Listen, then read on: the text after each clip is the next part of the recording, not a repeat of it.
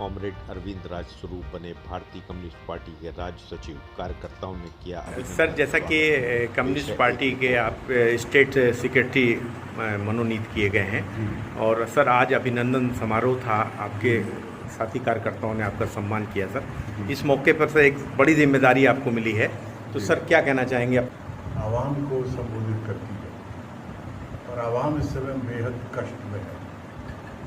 महंगाई हो, बेरोजगारी हो, अत्याचार हो, दुराचार हो, महिलाओं पर हो, दलितों पर हो, रोजगारी पर हो, नौजवानों पर हो, बेकार हैं, विद्यार्थियों पर हो, शिक्षा की फीस की दरें बढ़ाई जा रही हैं बेहद। इलाहाबाद में लड़के लड़ रहे हैं, लड़कियाँ लड़ रही हैं। तो समाज में एक व्यापक अफरा तफरी है।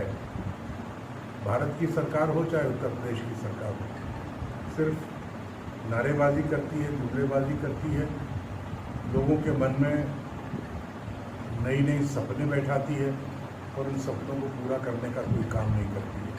और लोग जब आवाज़ देते हैं, उनके खिलाफ सर उठाते हैं, तो फिर उनके खिलाफ वो एक अनुशासन का डंडा या दमन का डंडा चलाती है।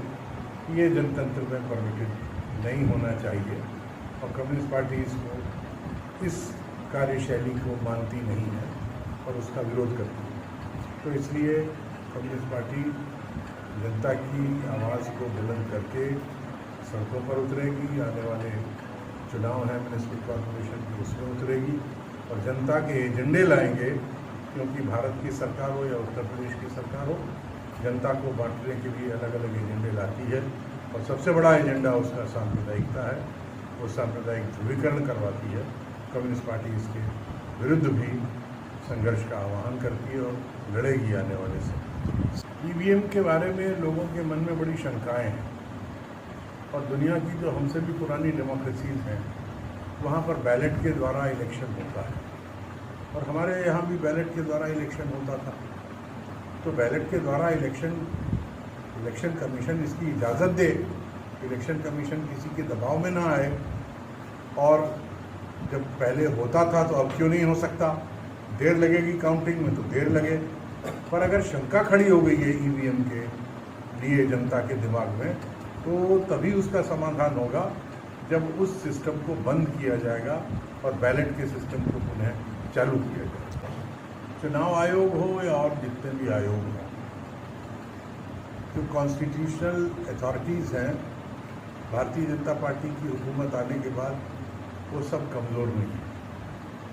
उसका असर दूर तक देखा जाता है और सबसे बड़ा उदाहरण तो ये है कि सुप्रीम कोर्ट का चीफ जज रिटायर हो गए मिस्टर गोगोई, और अगले ही दिन रिटायरमेंट के बाद वो एमपी हो गए भारतीय जनता पार्टी के। तो अगर सुप्रीम कोर्ट के ऊपर दबाव बन सकता है, तो फिर बाकी किस खेत की मूली है?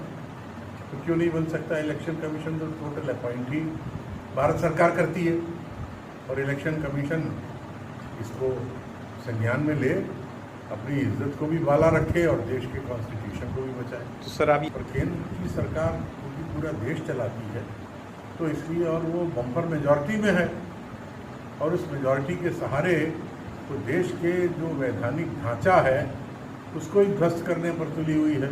अपने उनके विचार हैं, क्या देश बनाएंगे, कैसा देश बनाएंगे। देश का जो संविधान है उसकी उद्देशिका है, जिसमें ये जिन शब्दों का मैंने जिक्र किया वो सब बाकायदा लिखत पढ़त में दर्ज हैं।